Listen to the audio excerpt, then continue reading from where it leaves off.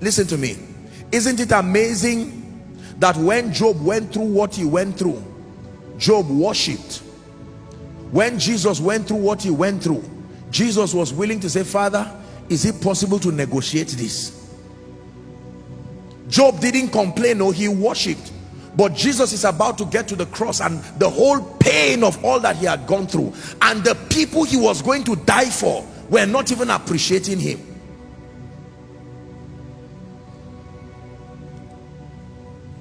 How many children today look at their parents and insult them and say, shame on you? Other people are taking their children around the world. We are here and you can only take us to this school. All you can do is pay our school fees. And it can be painful as a responsible father and mother. And you look and say, what kind of a child is this? You are not grateful that I can send you to school? Am I the one who gave birth to myself? They will respond to you.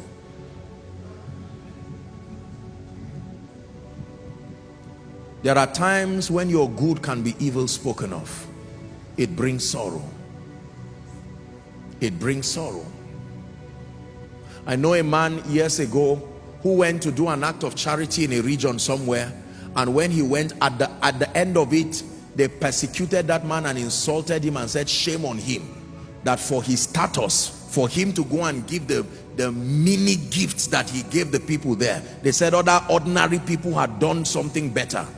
It was just a contribution.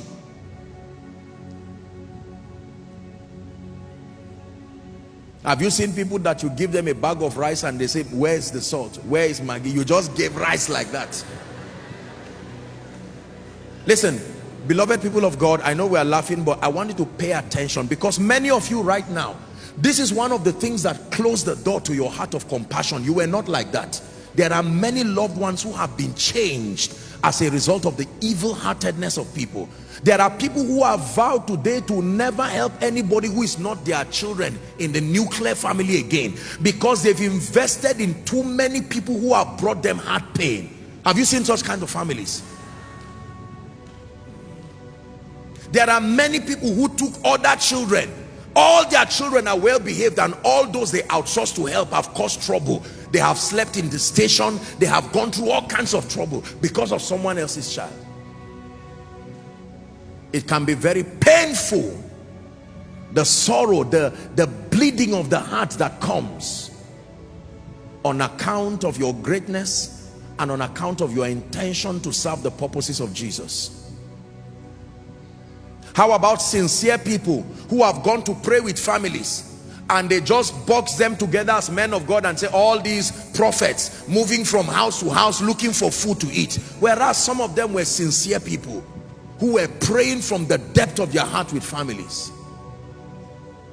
There are some of us men of God, is almost like a cross, day and night.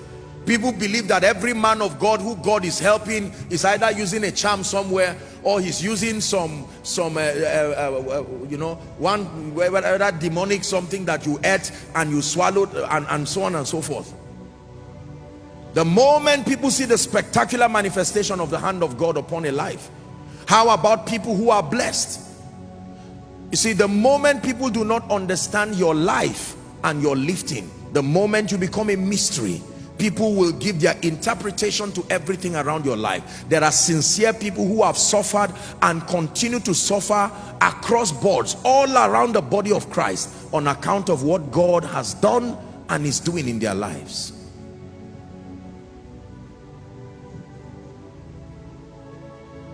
There are great people who have been faithful, who have served, who have done all kinds of things, and they have not received the rewards that befit their sacrifices. Whether in office, you hear someone will say, I have served for 30 years, I have served for 40 years, and some of them are retired in shame and pain and just left like that. Some of the ideas that have driven many companies, many organizations today, the people who were the brain behind those ideas continue to live unrewarded lives today. Some of them are not even recognized. Whether as a nation, as corporations, people have brought all kinds of ideas and concepts that have produced victory, tremendous victory for organizations and all kinds of platforms. And yet those people remain rejected, dejected, and so on and so forth. I may be talking about you, I may be describing you, but can I tell you something? You must obtain grace through this teaching tonight to understand the spiritual dynamics of being and remaining an overcomer. Say, I am an overcomer. Please shout it. Say, I am an overcomer.